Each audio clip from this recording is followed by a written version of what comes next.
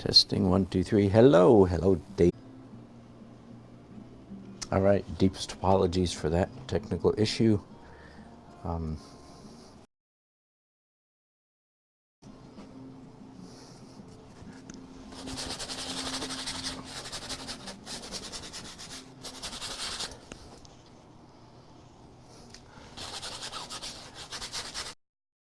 I am actually broadcasting, whether I am or not. A glaze, of course, is always perfectly transparent. It's like putting a piece of transparent colored glass on top of a picture. You can still see every detail to you. So that means that I am not losing any of the fuzz layer that I did yesterday, and that's do any of that fuzz layer. Make sense?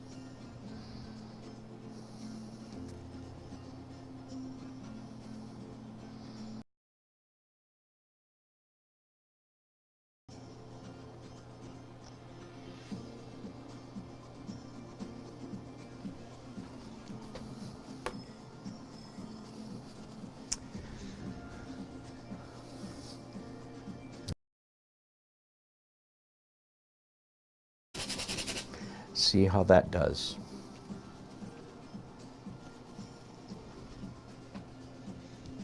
Is it still choppy? It is a little bit choppy, isn't it?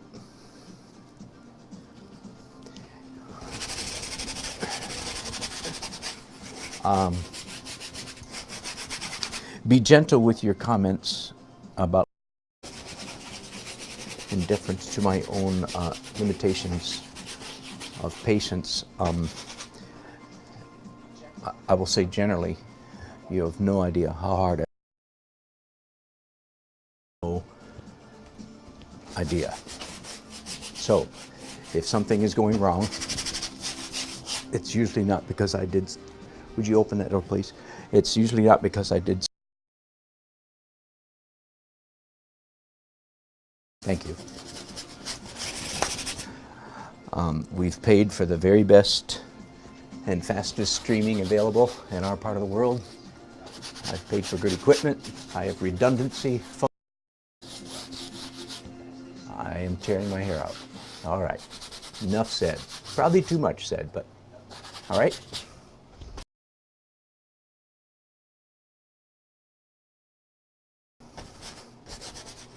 But yes, it is extremely frustrating after all I've invested on a monthly basis.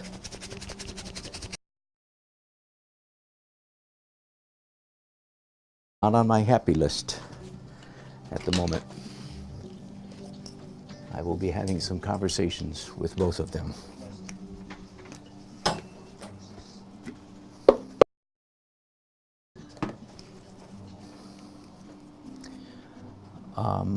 Now, just a little bit more glazing. One of the reasons, by the way, that I am in fact doing and also introduce some abstract color, which you saw me do with the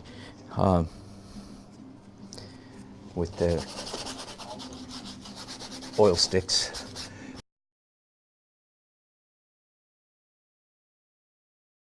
Work most of the time wet and wet, okay? All right, let's call that glazing done. That I'm working from.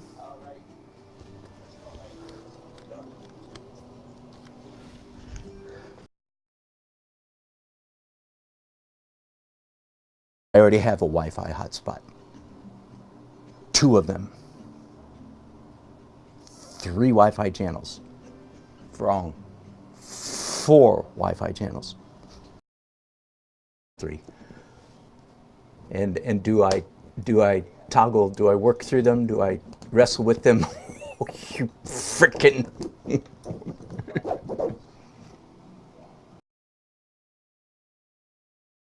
Here, forgive me. Okay, so that's what I mean. I'm sorry. Be a little bit gentle on me when I have technical issues, because one more Wi-Fi. Got it? All right. Thanks for your suggestions. I'm sorry that I'm a little upset. Getting upset at technology.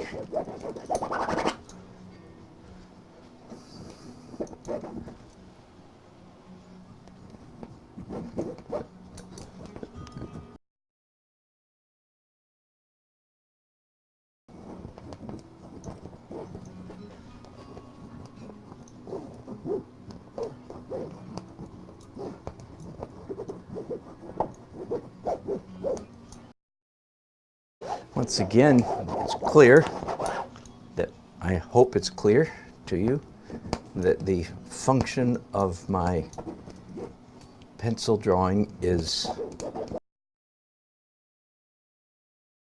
for an interesting texture. You can tell that by the way I'm holding the pencils, by the way I'm drawing, and so on and so forth, right? And that is directed mostly at any beginners or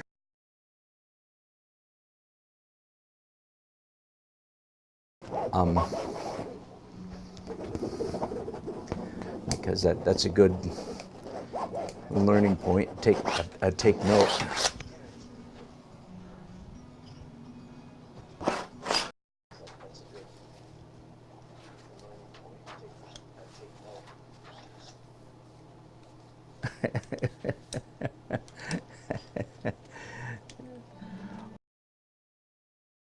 Last time I went into the store, I paid extra for a good high-quality router. Okay. Maybe Ori is the answer. The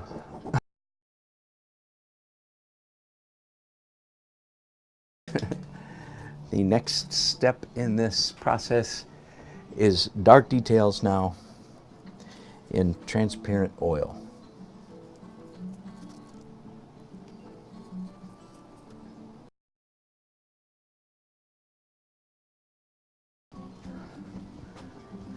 And besides, again, making everything just a little bit more accurate and detailed, just a little more accurate, I want to be sure that I have achieved. Thank you for laughing at my face, David. I'm sure it was laugh-worthy. Oh boy. We should probably all do that a lot more.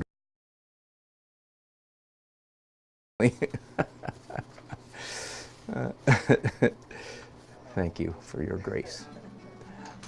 All right, so besides drawing, so to speak,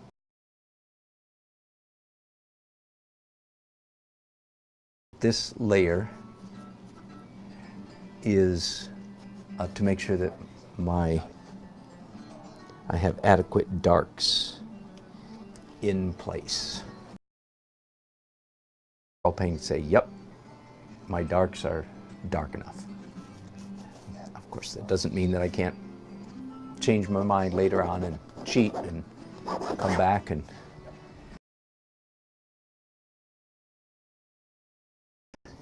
nail that down at this moment.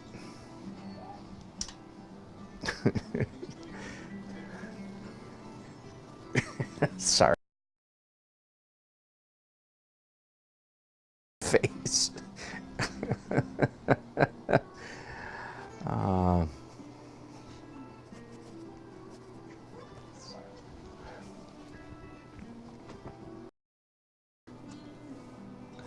You know, honestly, I don't want to get overly serious here, but honestly, I think that is one of the best things about Nancy's and my marriage.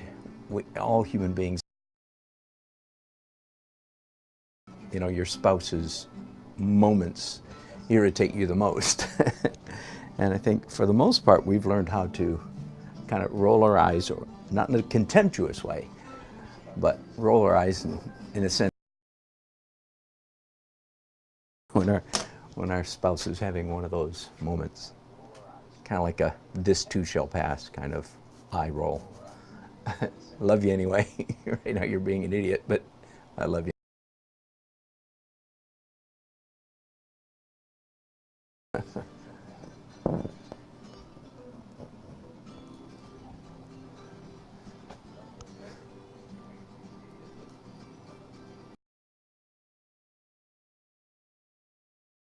I am joined here this afternoon in my studio by none other than Lakey Poo. I mean, welcome, glad to have you here. Thanks for being really quiet.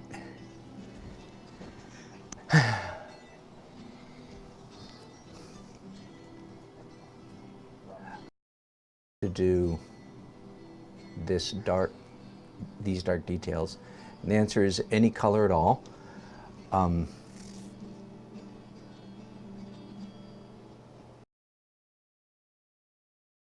Encouragement here. Susan, your mom should not watch this episode. Correct. Correct.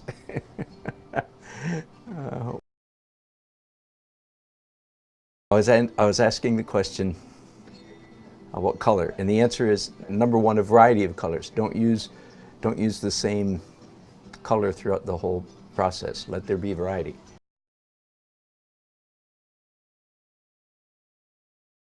High value in every aspect of a painting. More variety, not less. Another answer to that question, what color, is to this darkness. So a little while ago I had sort of a dark plum or dark dirty cranberry, and now I just added some phthalo blue, so it is a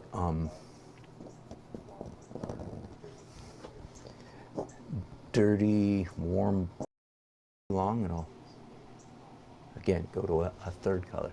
So generally speaking, trying to avoid neutral, what I often call dark black, B-L-E-C. These browns don't serve me well in this kind of painting.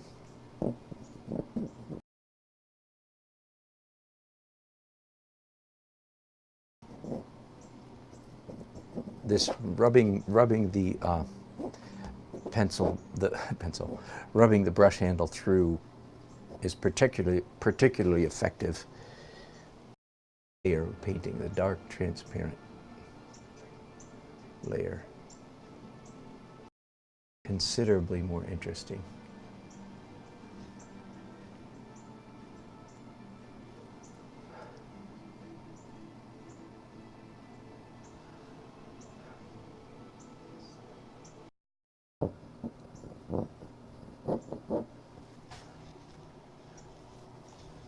Zoom in for just a minute so maybe you can see it a little bit better. I'll just try to remember to zoom out in just a minute. Some of the playful stuff that is happening with these dark lines. Again, I mentioned the painting is each phase, each layer of the painting process tackles just one. Now, I can easily imagine a much more intelligent, genius painter person, not a bunch of different things. In fact, that's essentially what a traditional oil painter does. A traditional oil painter who's painting not quite so much oil painter who's painting in opaque paints is actually has their mind focused on several things at the same time. It's sort of painting for dummies, at least me dummy. I'm not certainly not boasting and saying this is the painterly intelligence. Maybe, but of course, who cares? The bottom line is. Let me zoom out because I know I'm going to forget to do that in a little while. I'm not careful. I'm going to move you guys a little bit because I think I can get you a little bit more.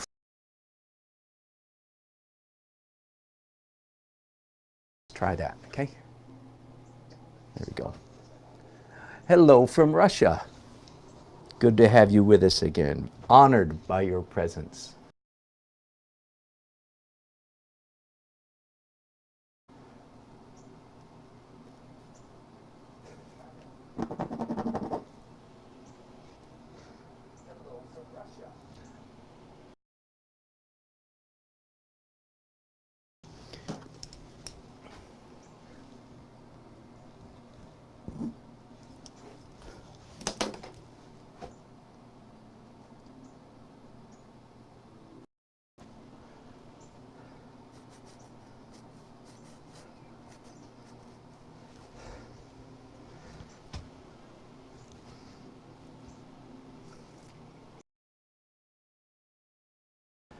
Because with each layer,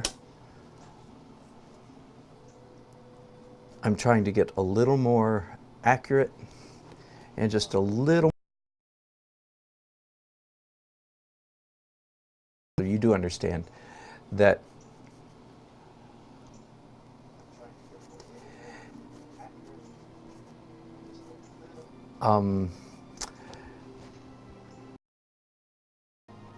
does not equal more and more realism in a painting. So let me, in a sense, give a contrast to what I just mentioned. With each layer, I try to get more accurate, but you understand that with each layer, canvas. For instance, just a little while ago, I made this big, bold pencil line right there, and several smaller ones. Before that, before I did the glaze, I did green there and there. While I am going through the painting process, I am both increasing realism and increasing chaos.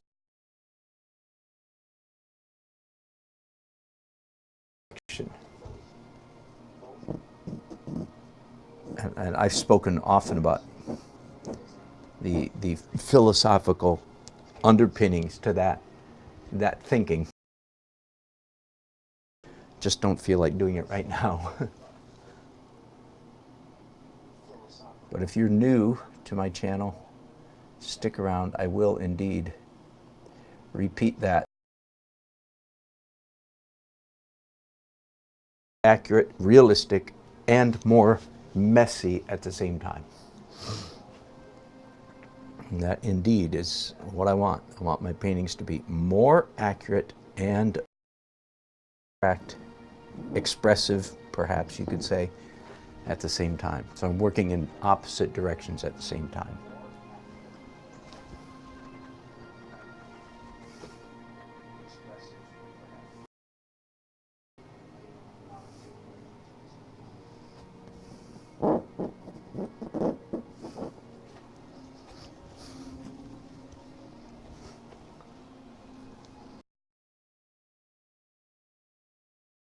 I think I'm going to leave this tree here. I think I'm going to leave it completely bare, as if the photograph were taken, in the winter.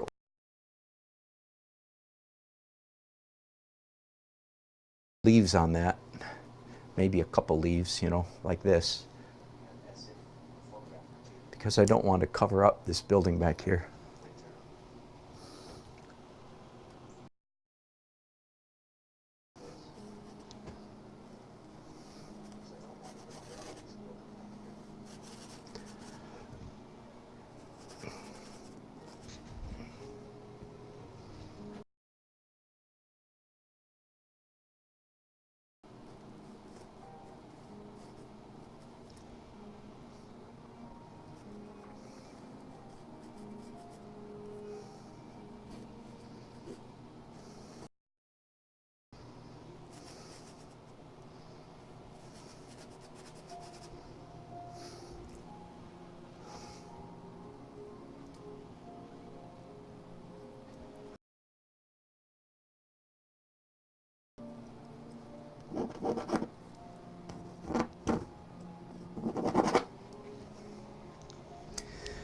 one of these days, I'll take a little time and hey,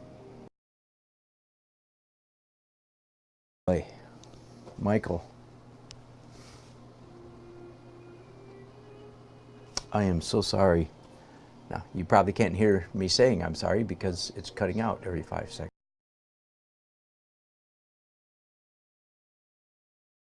Truly might be because of the weather, hurricane, and maybe I shouldn't try to broadcast today. I don't know. I am so sorry about that. I was going to say one of these days I'll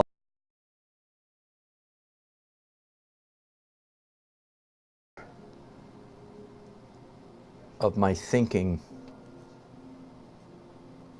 especially when I take my brush and make marks like that, accomplishing or hoping to accomplish. I don't know that I have the energy for that right now, but I might do that sometime soon.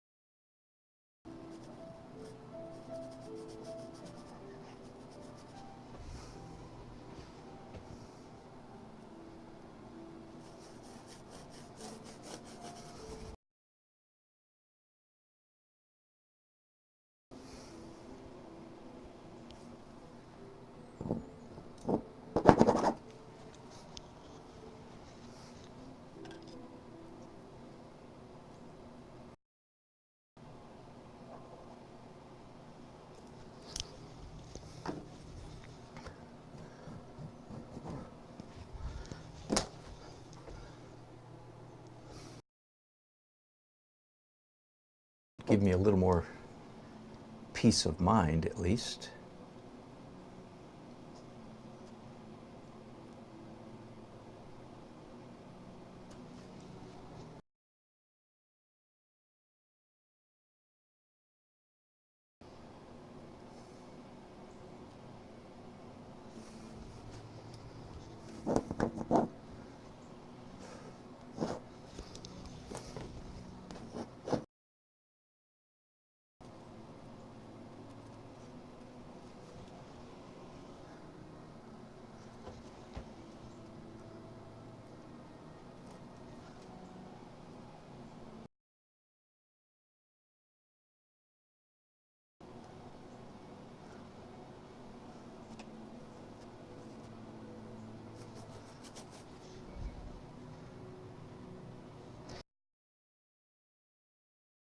The city of Raleigh, I'm happy to report,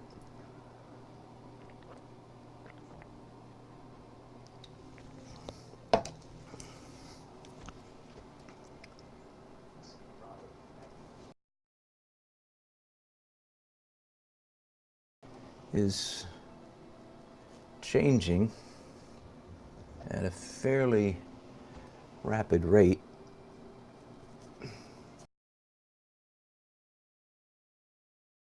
These days. So the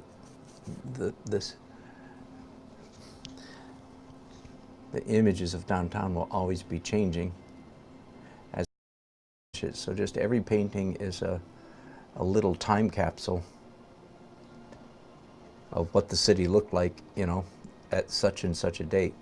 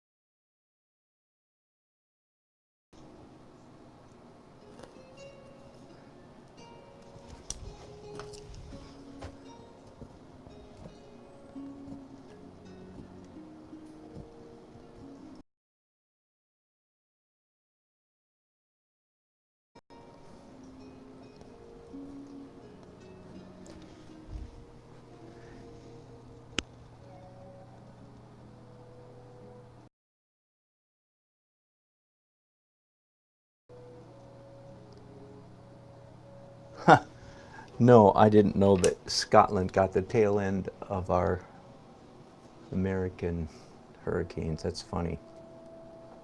We're just here,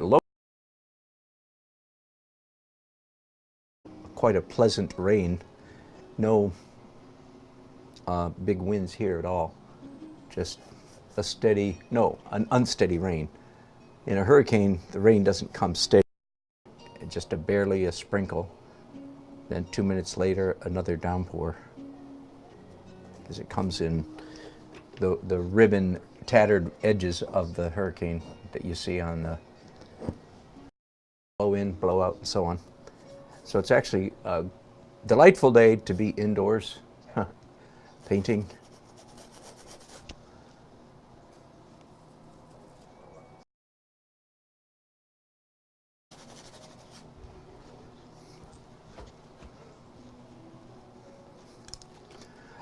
You notice I pick up this, one of these chip brushes. The end of it makes particularly nice scratches, scratch marks that are not too thin. You know, like this is a very thin line. If you do it the other way. Anyway, it's a nice tool.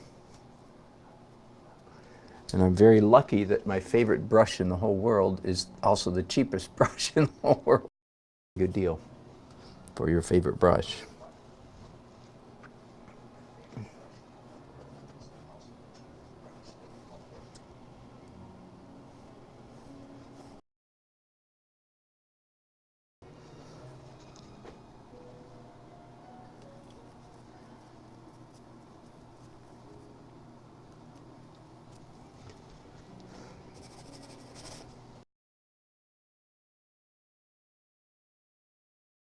I need to graduate to a larger brush.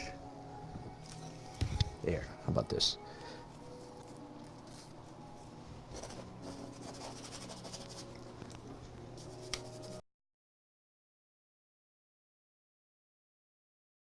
Excited, I'm nearly finished with the dark details, and I'll move right on to my first final edit layer. First final edit, not to be confused with the final edit. It didn't used to be, things didn't used to be this complicated. I've just evolved.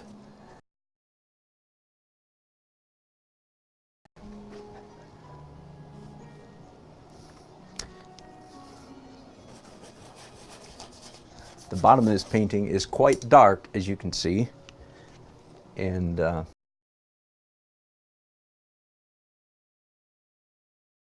it's certainly influencing the way I'm thinking. So you see how dark the photograph is, and that's even after I lightened it in Photoshop. So why the bottom of this painting is so dark? I think it's appropriate. The real, I don't know if the star of this painting is the sky, but certainly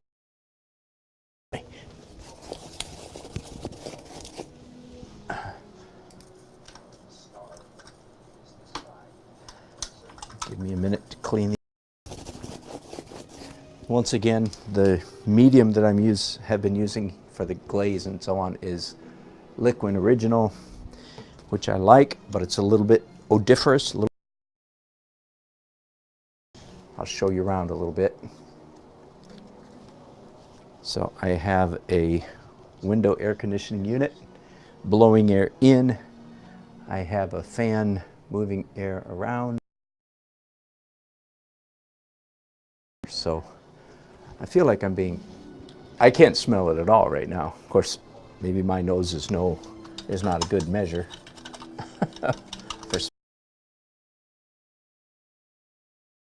Okay, I will clean these brushes more thoroughly later. Yahoo, it's time for final edit. But before I do that, I need to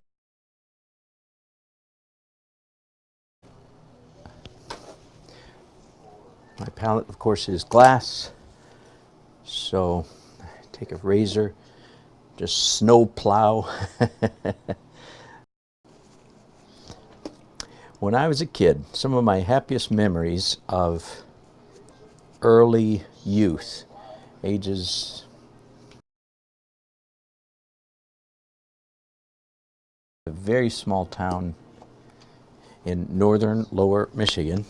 Sorry to have to put it that way, but if you know Michigan, then you understand why I have to say northern lower Michigan, because if I called Kingsley, you can look it up. I still have old friends from Kingsley who drop in and say hi every once in a while.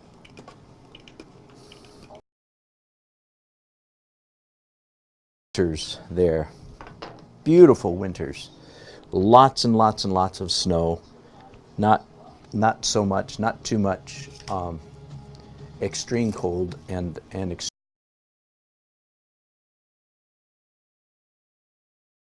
great for if you're a kid. That's what you want, because snow is fun.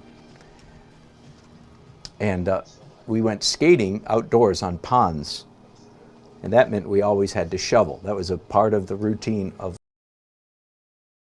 every pond had, 3, 4, 5, 6 shovels at the ready.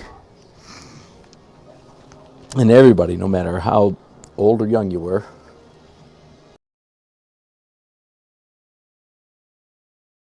glass reminds me of scraping off the ice as a kid in Kingsley, Michigan. Beautiful Kingsley, Michigan. All right, final edit layer. Woo! This is the slowest that I make editorial decisions about what to keep and what to cover. That's a good way to put it. What to keep and what to cover. And up until now, I've been with you. I have to be broad focused. All right, and there are 3 places to begin the final layer. One is traditional, the farthest away, the sky, and move forward. Number 2, start with the light. Start light and work dark. The third is a focal point.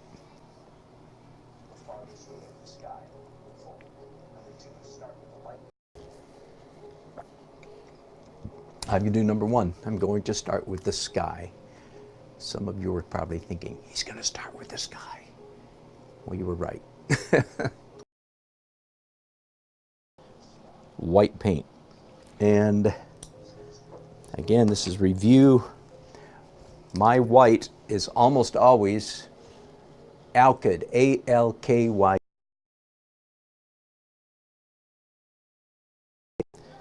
Because a titanium white is one of the slowest drying colors. And if you get any thickness at all, it can take weeks, months for it to dry. And I do not have weeks or months for my painting out of my house in the hands of the buyer by tomorrow, Saturday latest. Now, I'd like to point out, by the way, there is no, it's an oil painting, but there is no white oil paint anywhere in this painting. And white is the color that and if you're an oil painter, probably you, it's the color that I can be this far along, that the painting can look this good, so to speak, without any white. But so far there's been no, let me say it another way, there's been no color mixing on the palette. At no point have I mixed colors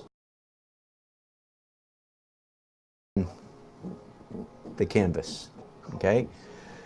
All of that explains the glow, the deep, rich colors, the glow that I'm enjoying.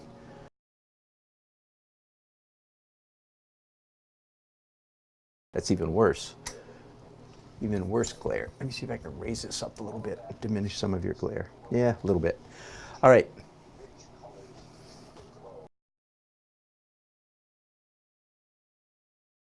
Down here, probably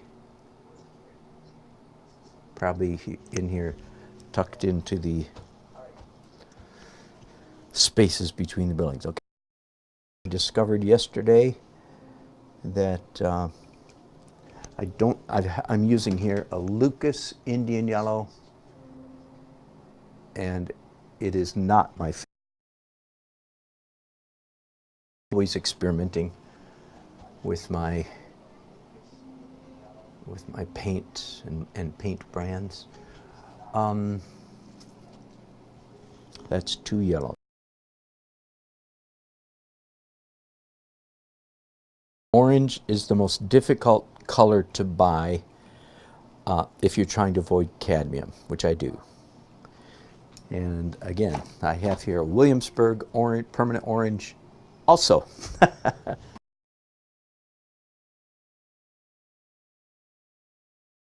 Yeah, no, I'm not crazy about that particular brand.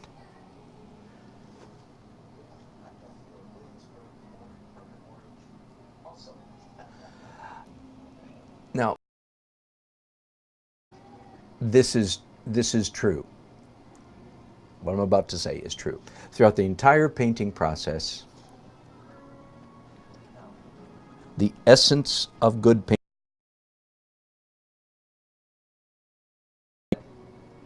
is in play.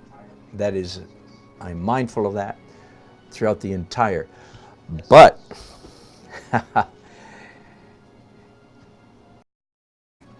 far and away, even more important in the final edit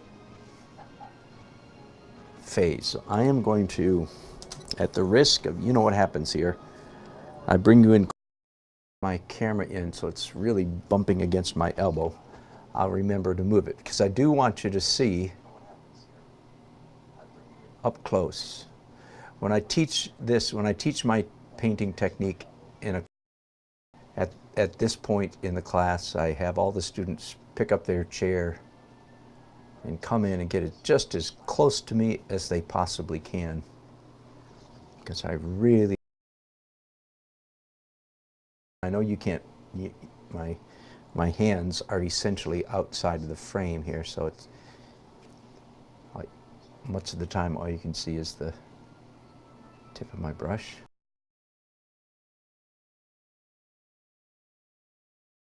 Let's talk about interesting marks. Well, related to that, a corollary to that is, you'll notice I leave lots of gaps for the underpainting to show through. Like here, let me just start pointing to the gaps. 1, 2, 3, 4, 5, 6.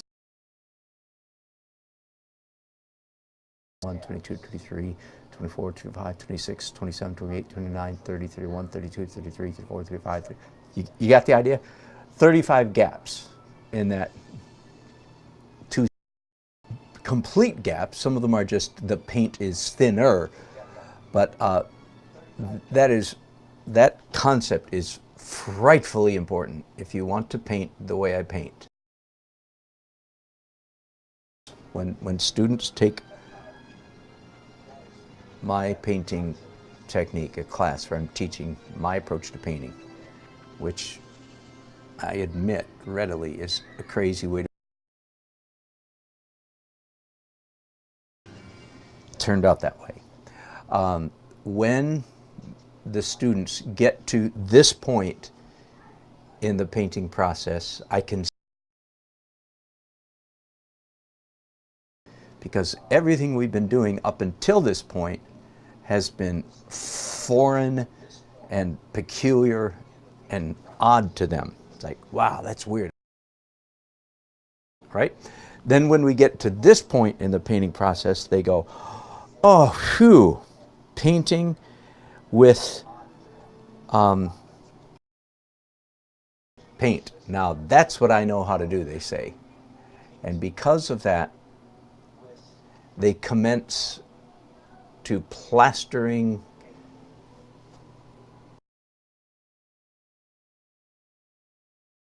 everything that they did up until that point.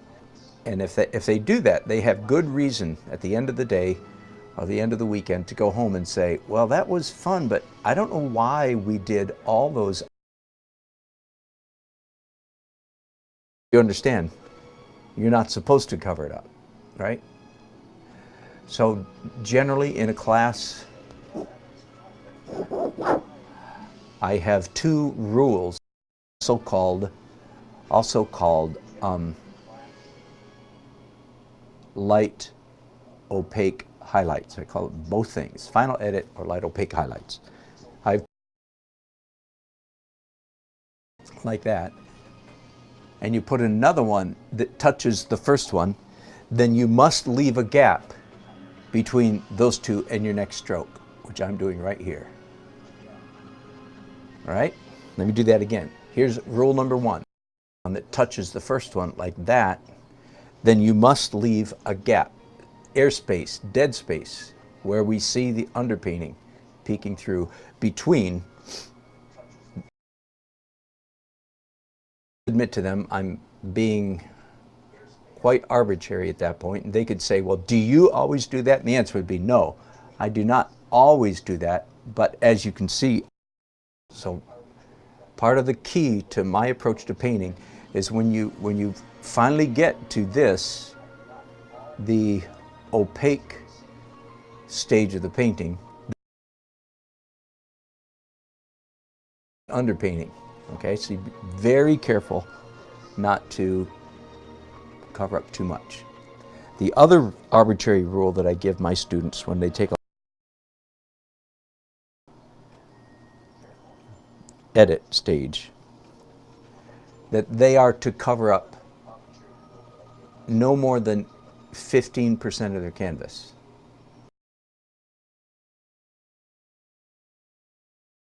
Distinction. With that 15%, I draw a distinction between opaque and translucent, and actually about translucent. This is very common in the sky. But anyway, those are two rules, and again, do I adhere to those myself? Not. But do I follow that principle myself? And the answer is absolutely. You can look at all my finished paintings, and you can see easily that very much of the glow through the final edit stage.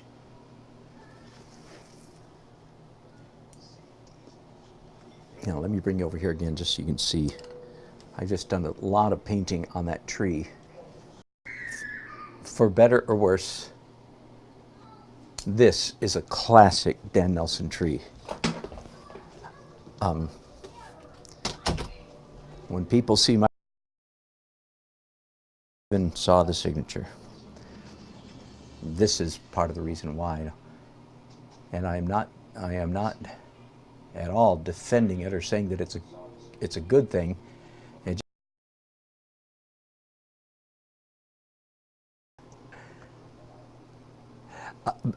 Part of the danger here is that, hello Harold, good to hear you, from you I should say. And indeed, it might be too much hard edge. One of the things that I can do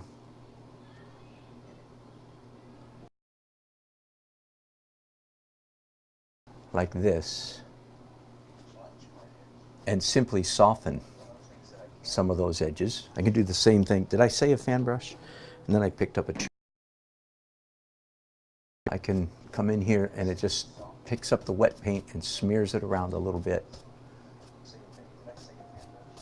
Why? You know, nearly impossible for a painting to have too many soft edges. So you have to be very careful. And for some reason, my personality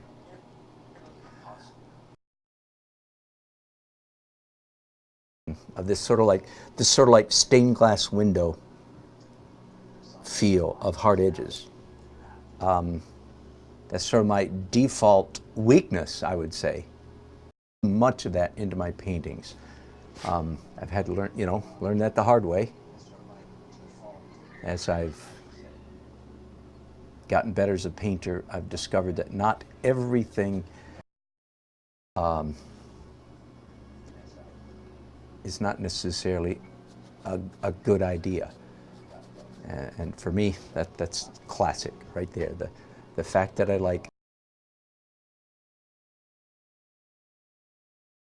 again, classic Dan Nelson.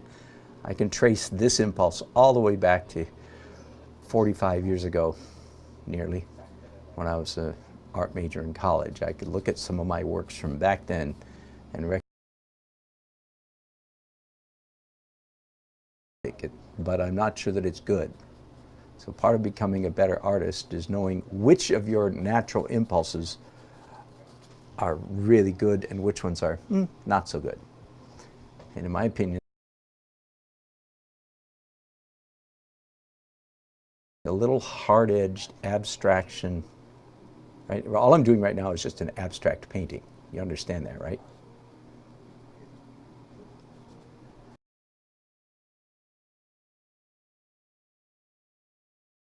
A great approach to painting. I'm going to pick up my fan brush once again. In fact, diminish some of that right now. Entirely good, because when I look at artists who I really admire their work, I find that they're... Does that make sense? I don't understand then why exactly when I'm doing it, I like it hard. But at least I've learned that I don't completely trust my...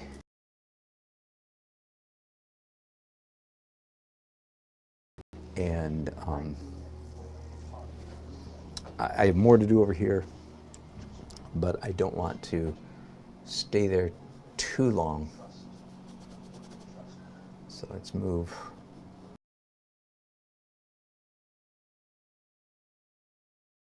That's something that I'm doing right now.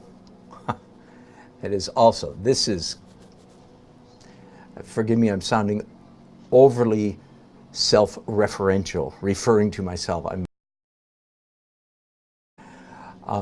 This right here is, and I'll bring you in close again, this is classic Dan Nelson. I don't know where it came from, I don't know. To see it. So there was, and still is, a pencil, black pencil line that comes all the way nearly from the top of the canvas, way up out of your line of vision, and comes right down there. It doesn't represent meteorite falling from the sky. It does not represent a power line. It doesn't represent... And you do not have to do this at all. In fact, if you do, I'll think you're kind of weird. Because I think I'm kind of weird for doing it. Let me back you up now. Discovered that I like doing that. Like doing what? That there's a great big bold pencil line right here. Now at any point, okay, let me, I can do this. Right through it, I just covered it up. So now there's a break in that line. I'm going to make another break right there. So now it's sort of a dotted line. Yes, no, yes, no, yes. Like that. That is a really good question. I'm not sure I know the answer. The answer is because it looks cool.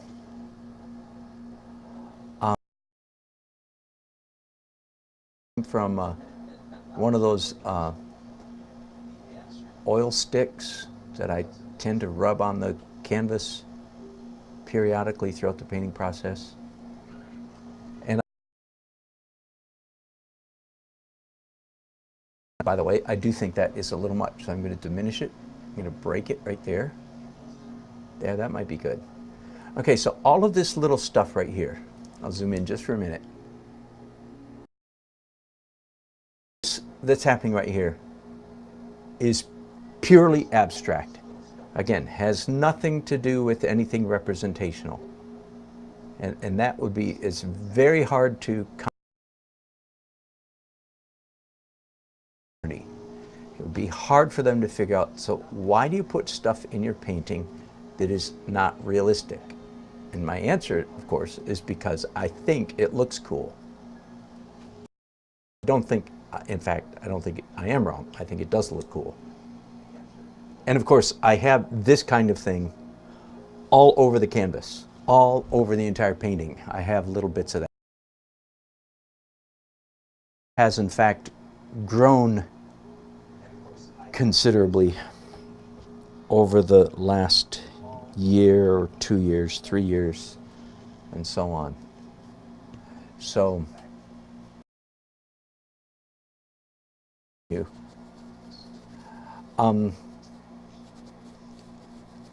somebody told me, hang on just a second, I'm going to sit down at my computer. See if we can find this person. Since I'm talking about crazy abstract marks that don't make any literal sense, that is to say, I'm sorry, forgive me for not remembering. One of my regulars, one of you dear people, said, have you seen the work of Christian Hook? There's that. Artist images. Yes. All right, let me pull up some of these.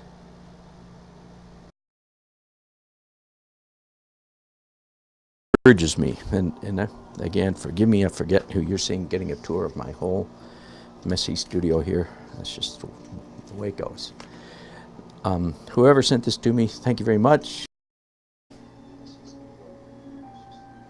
Christian Hook is a disgustingly young man who has been winning all kinds of Japanese woman. And I hope you can see it well enough. See this kind of turquoise stroke? Goes right across the arm of her kimono. Kimono. See these? And there's a horse. He does a lot of horses. There's a two nude figures per se. There's another, same woman in a kimono. Crazy. Here's a horse. Look, you can hardly see the horse for all the...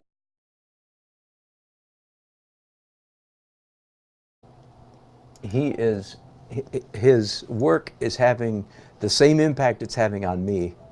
It's having on, there's a good close-up, and that's Fergie. Right between her eyes, another blob of gray in her red hair. This stroke right here. Is that a hairband she's wearing? The answer is no, that is not a hairband. That's just a abstract mark. Look at it. I can still tell where her chin goes. All right. Oh my goodness, look at this. That is crazy. Crazy good. Now, and some of you might say, well, it's a little bit much for me. Male figure. Arm completely disappears. This hand barely visible. Knee. Look at that. Head. No head at all. Oh, anyway.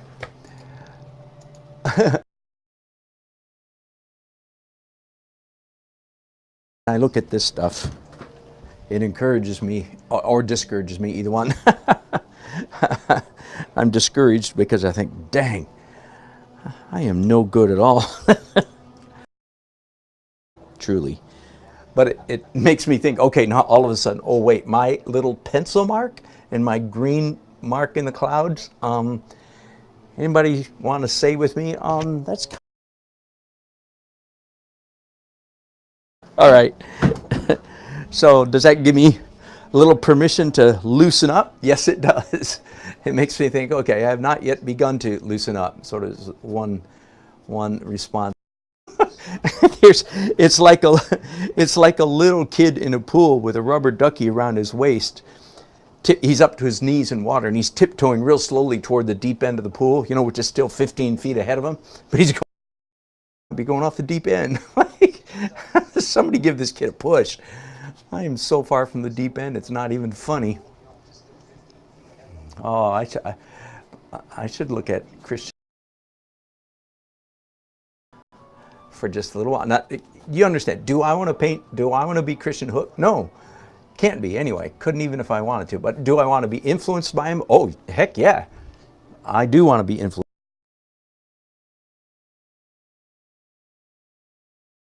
No to copying, although copying, as you know, copying as a learning tool, yeah, no problem.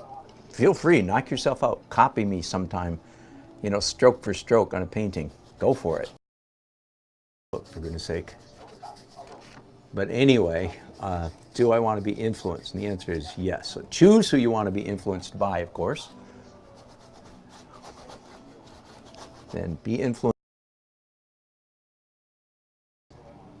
That is a beautiful sky that I've accidentally painted over there while I was blathering on.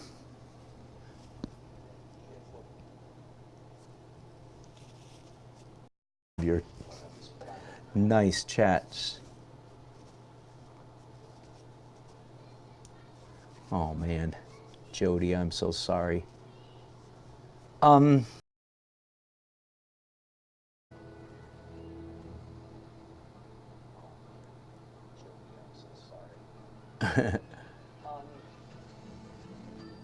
Uncle 60 asks a good question. Who do I?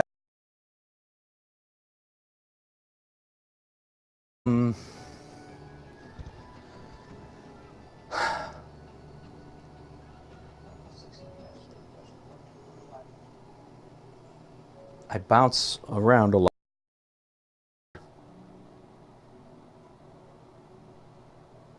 His name begins with a V. He's one of these.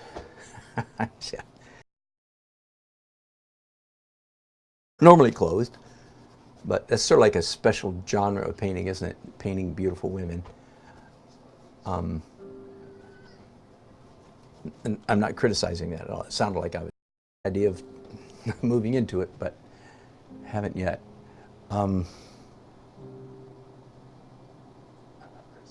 I forget. There's a bunch of Chinese guys on my YouTube channel. Just go to back to my homepage. I have playlists. Oh, James Gurney is a regular for me. As you can tell, Mark Carter has been a favorite for me. Almost everything that he has on, so, and I don't tend to repeat things often, so I wore out. Plus that guy's name, he does the production quality. It's not live, of course, it's all recorded. I'll think of the name of it.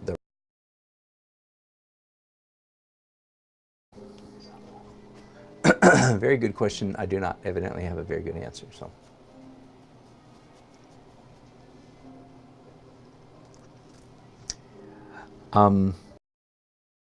that I'll probably be ending this broadcast before I finish the painting. So let me tell you a little bit in case I quit before I get this far. I'll tell you a little. It'll take me quite a while. Because the sky is so important in this painting.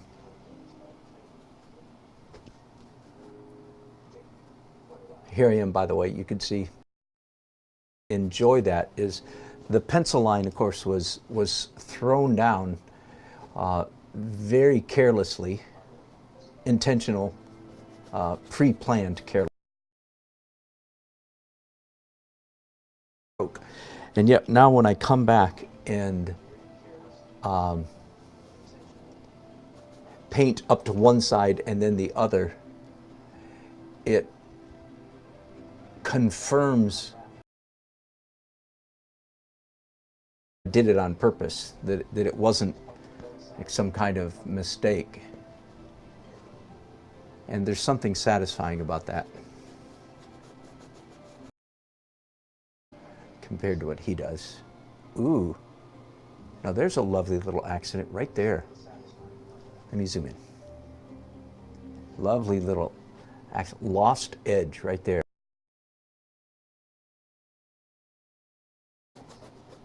over there. Subtle, I'm not sure that's the right word. Accidental, happy accidents. There we go. Some really good happy accidents.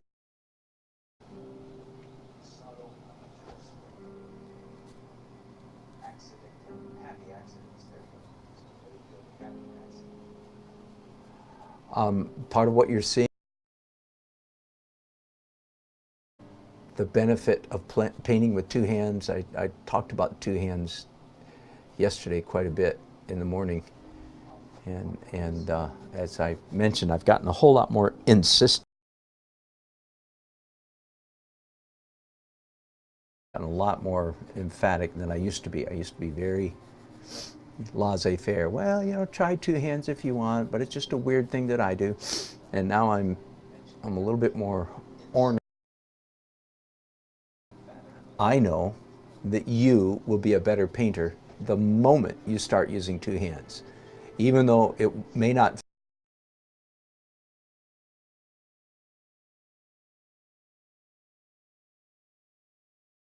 for 2.5 or 3 years. Your painting will nonetheless improve instantly. All right, and that is a big part of, in fact, what you're watching here is me, because I'm painting with two hands.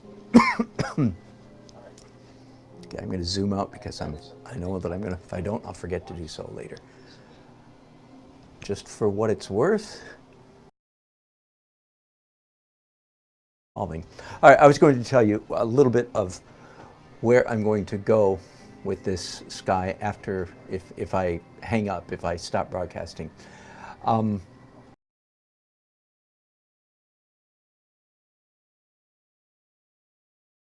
The last thing I do on this sky will be the blue, and that is strategic and intentional. And I'll tell you, I've talked about this before, but in case there are any new people watching,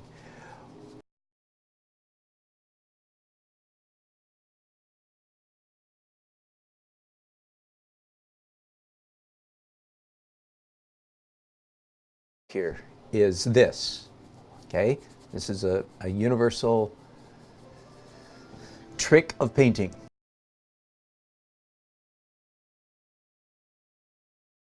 Slip out.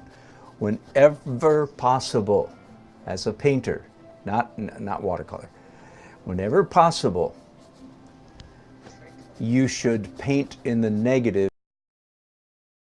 around them rather than by painting them, the things themselves. All right, so let me say that again without so many interruptions. Whenever possible, paint things by painting around them. So let me say it in other words. You don't paint the object, you paint what is behind the object. All right. And the last thing I'm going to paint on this sky is going to be the blue, the clouds, not by painting the clouds, which I'm doing right now. I am painting clouds right now. But in the final analysis, explain a little bit why is that effective? Why does it matter? Why is that a good idea? All right, and again, you old timers, you regulars, you've heard this. Why, Mr. Dan? Why, whenever possible, should we paint an object by painting what's behind it? There actually is an answer. Here it is.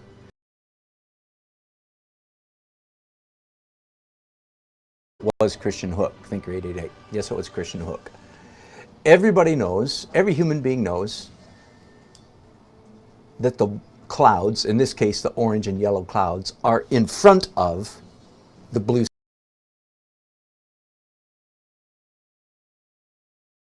Case again, in this particular painting, my clouds happen to be yellow and orange and pink, right? All right. Therefore,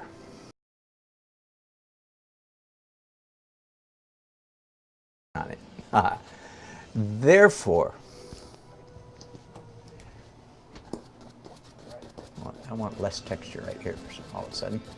Therefore,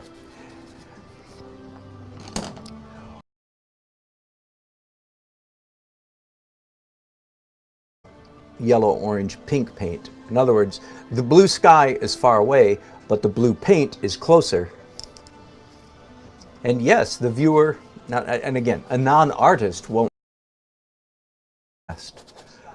you know, but it has the same impact on the viewer, even if they don't know what it is that is impacting them. I have to say that all the time so that you don't think, you know, we're expecting non-artists to. We're not painting, anyway, we're painting for people who don't understand art. You better understand that, by the way. You're painting for people who are not artists, otherwise your audience. Right, the paintings are for people like my wife, right? All right, so if the blue sky, everybody knows is far away, but the blue paint is up close, it creates a momentary, and then it's resolved. Oh, I get it. Wow, he painted the blue on top of the clouds. And the viewer as a little moment of, I'm going to exaggerate slightly. It's experienced. Okay, you'll forgive me for waxing a little overly eloquent. It is experienced by the viewer as pleasure.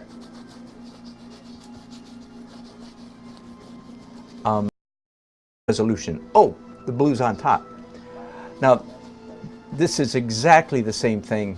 This is not some like weird esoteric thing that only happens, you know,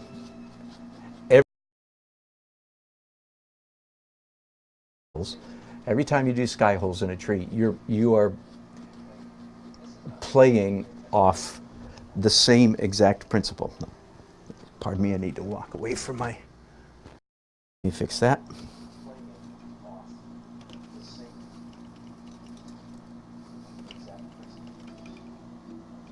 So, let me repeat myself. Anytime. Let me give you some other classical, concrete examples. If you have power lines, telephone wires, for instance, going through your sky, paint the wire. Instead, you paint a big fat wire, and then you paint blue sky, opaque blue, up to both sides of that fat. Reminds me, let me take a detour. I think I've probably beat that horse to death. Anyway, let me take another detour, because I realized, to my shock, horror, and dismay, my shock, horror, and dismay, a couple of months ago. I won't tell you where I was, but I was teaching an art class outside of my hometown, Raleigh, North Carolina. And all of a literally, now when I'm teaching, I usually do a pretty good job of keeping my teacher poker face on. If I have surprise or dismay about what my students are doing, outwardly, I kept my cool, but inwardly, I went, "Oh my goodness! I can't believe I'm seeing that." Okay, no, of course I'm talking like a, and it's related to what I just said. Here's what they were doing, and I'm interrupting myself. I realized that what they were doing, many wannabe also do. Here's what they were doing. If they wanted to paint a skinny line, they picked up a small brush. That's it, basically. And what's wrong with that? Well, first of all, when I saw students doing that, I had a flashback.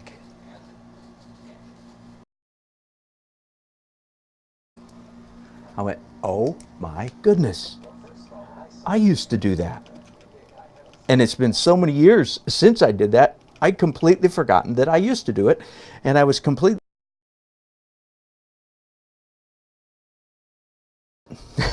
when they gauge the thickness of their brush according to how large a mark they want to make. And I am not exaggerating one bit.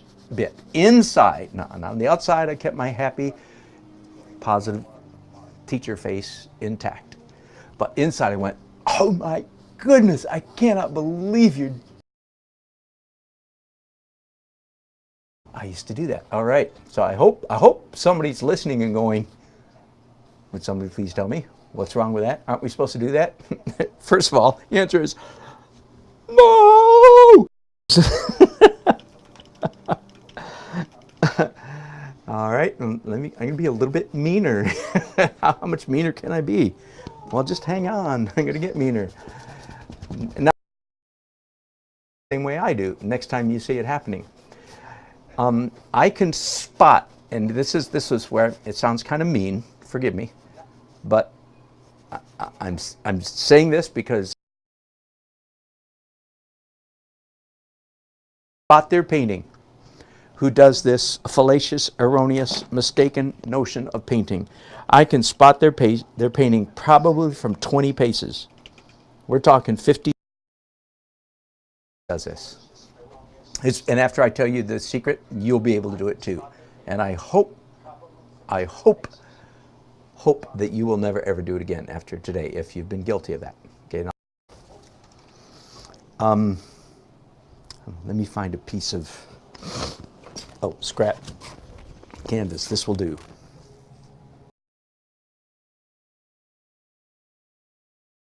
It for yourself.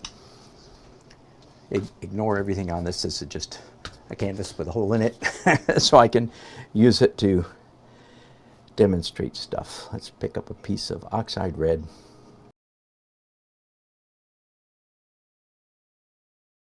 Number 3, fairly skinny brush. And the person picked up this brush because they wanted to make lines. Okay, now some of you, I hope, are going, oh, a tic-tac-toe. But I can spot somebody who paints in this manner or operates according to this fallacious notion of painting. I can spot their painting from 50 pages. Painting is filled with roughly quarter-inch thick lines, where they don't really want quarter-inch thick lines. They just don't know. Inch, yeah, give or take. Maybe a little bit less, a little bit more.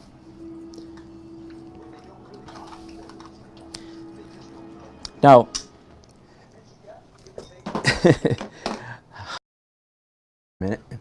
why do they not pick up a brush, say, this big? This is a synthetic, cheap synthetic filbert. I mean, a cheap synthetic, and they go like this. Well, okay, so I'm going to modify my statement. They're not all quarter-inch thick. Are you with me? I'm drawing you along here. Is they have monotonously uniformly wide lines. I said that very poorly. All the lines in their painting are of uniform width. Let me go back now to the brush I picked up a few minutes ago. So they're literally holding the brush in the wrong manner. This is the let me zoom in here a little bit. Somebody out there needs to hear this today. I hope they're watching.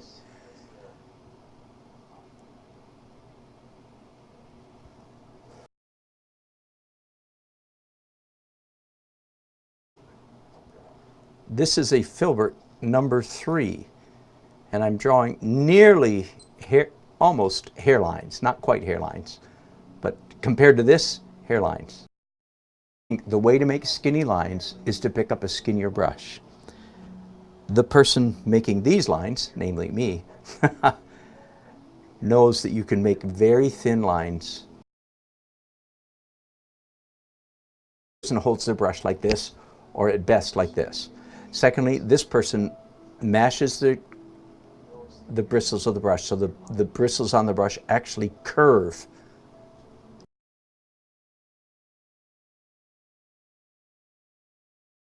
Whereas the person making these lines over here, the bristles are virtually straight. They don't curve at all. Now, can I make wider lines? Of course. But still, I don't make them like this. Brittany, because she does what I just described, even if you don't. And I have no idea who the heck Millie is, but you know, that painter, you know. Whatever it is. All right, and I keep talking myself into broadcasting longer. I hope that my stream is doing better than it was a while ago. When I take a break, see if that helps. And I'm going to go ahead and let's launch into blue sky. But first, see, I've run out of room for mixing, mixing paint here. So, and yes, you understand, of course, mixing colors on my palette. You know, for this part of the painting process, I'm behaving quite a bit like an ordinary oil painter, not somebody who does layers and layers. Oil painter, like my daddy painted. All right.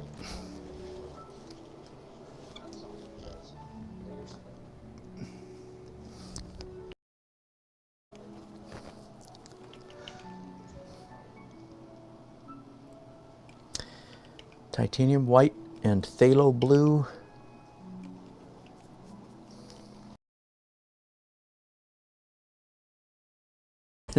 Running out is not usually the problem. Let me put out some more here. This is Richardson, and I think Richardson is, in my opinion, very good paint. Every color I get from them that I can think of.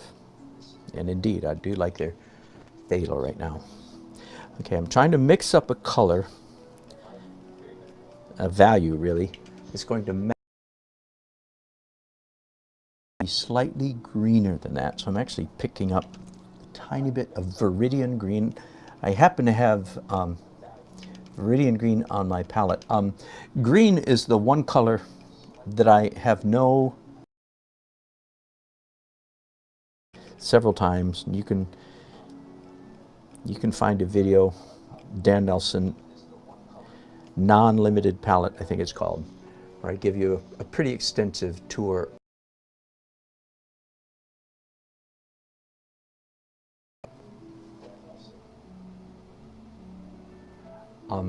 I am not at all committed to any particular green. It's very strange. Maybe someday I will be, but at the moment I'm not. On my palette. Let me zoom in here so you can see what I'm doing a little more accurately. Once again, so I'm painting the blue, which of course is behind the cloud. At the same time, I'm painting around abstract marks. I'm painting around pencil lines and little streaks of color here and there, so to speak. The first half of our art journey, we learn how to paint stuff that looks like stuff. In this case, clouds and sky. Second half of our art journey, interesting daubs of paint, we could say.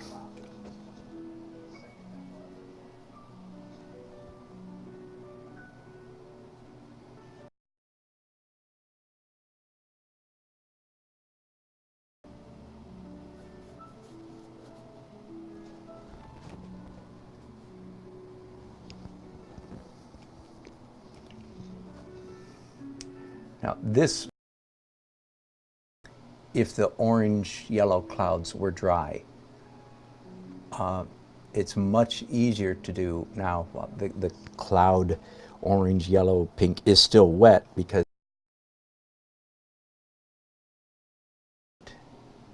pick up orange and smear it around and combine the two for soft edges. Does that make sense? It would be quite a bit more difficult to get those soft edges for alla prima, all at once painting.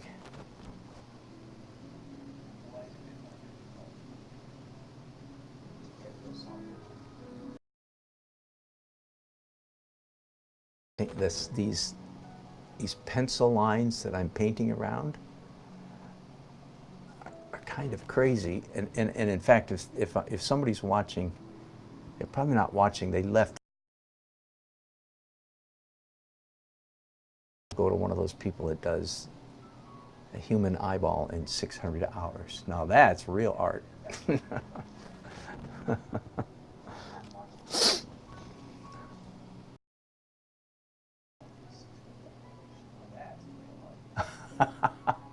Knock in the middle of what class are you in the middle of? Don't answer that. You're supposed to be listening to your teacher.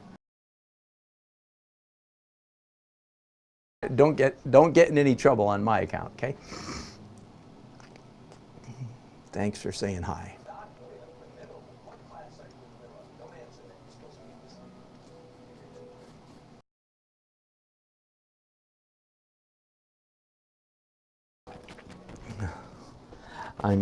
Let me add some white to this and some yellow. Naples yellow is my favorite for just warm. Helpful.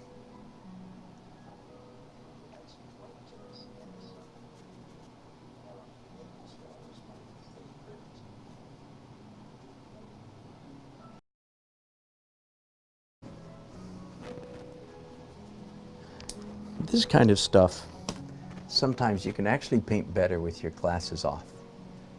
If you're blessed enough to have my self-identity, if you ask, are you a person who wears glasses? There's a part of me that says no, because I didn't start wearing glasses till I was 43 years.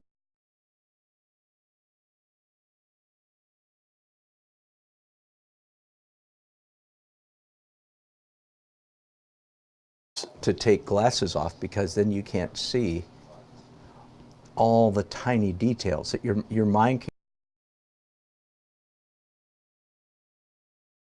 For instance, when you're wearing glasses and you have good eyesight, my eye can see the bumps on the canvas. And when I drag my brush, you get a little texture. And when you have good eyesight, that texture can bother you. In fact, so much so that I remember that back in the days when that used to just irritate me, because I don't want those little bumps. But in fact, now that I'm old enough to need glasses, I can alleviate that problem completely by simply taking my glasses off. Now I can't see those. I'm seeing the broader shapes, not getting lost in things like the texture of the canvas, which is actually a good thing. And then when I put my glasses on, I go,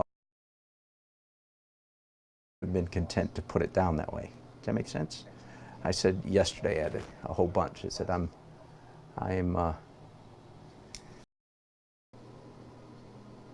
think it's because I don't have a shadow side to these clouds. So bear with me just a minute. I'm going to pick up a rag. I've been thinking all along that I would come in and do some purple for the shadow side of these clouds, but I'm getting impatient. Cloud shadows. The light's coming from our left, so the right side of these orange clouds, of course, need to have a shadow, and I was just not happy with.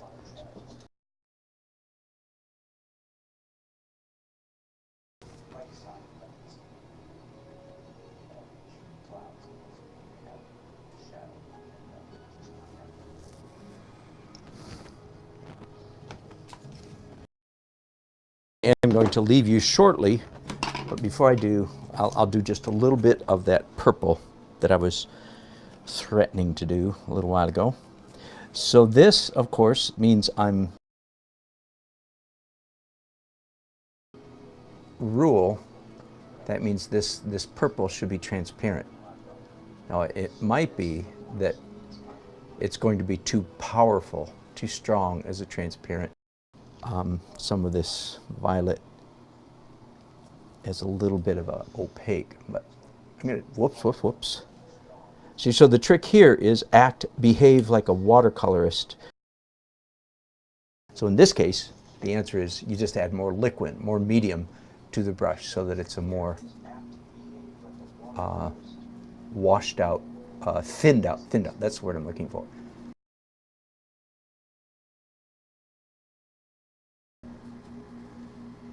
Ooh, that's nice. So it's coming out right now.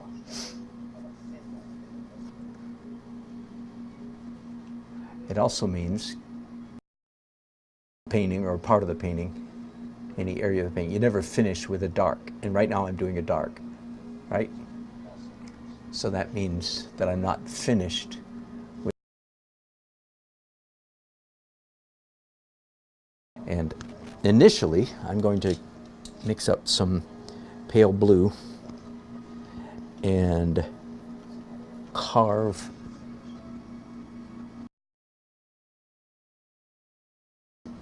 with a pale blue. Okay, and so this is the proper approach right now. What is the farthest way? Pale light blue, so it just gives a real nice little pop.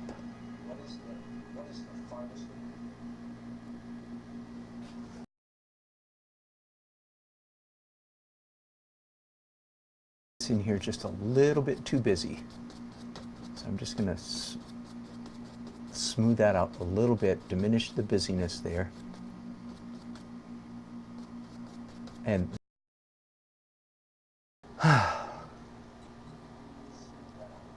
by the way, all the sky that I'm doing here is completely out of my head, and I don't strongly recommend that ever. I have, thousands or hundreds of sky concepts in my reference file, but if you paint out of your reference file too much, you will begin to be necessarily like you're painting and saying, oh yeah, I recognize those are Dan Nelson clouds. Now they might recognize them because of the style, but they don't want to literally see the same cloud. Oh, do you see the difference? Shape of the branches, but because of the way the whole tree is treated. Same thing with sky.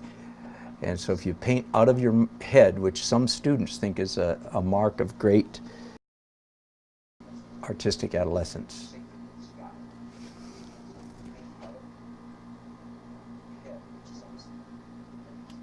As in, I painted this all.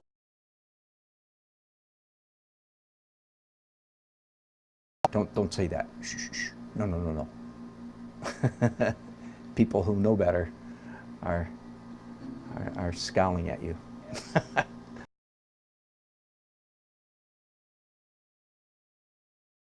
You think it's a mark of great genius, and it's actually the mark of great mediocrity. Boy, I'm sorry if I'm bursting someone's balloon, but I'm not sorry, because you need to know that. This has gone on. I've droned on plenty long enough.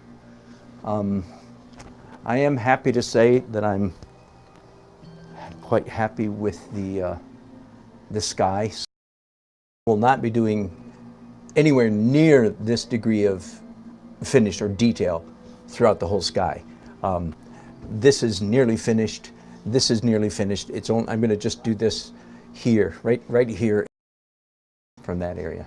That makes sense. And by the way, we talked yesterday about copyright infringement. This is the photograph. It is not my photograph, nor did my client take the photograph. I'm convinced.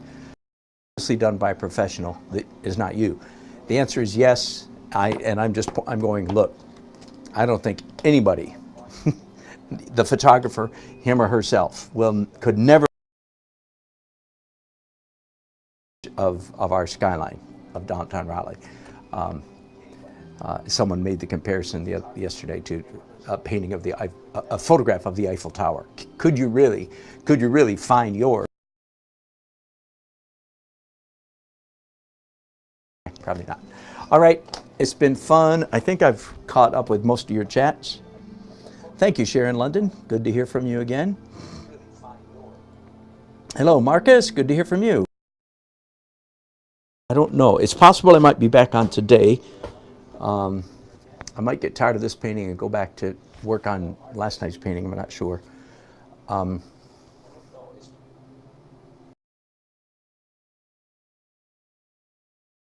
hope to be back soon. All right.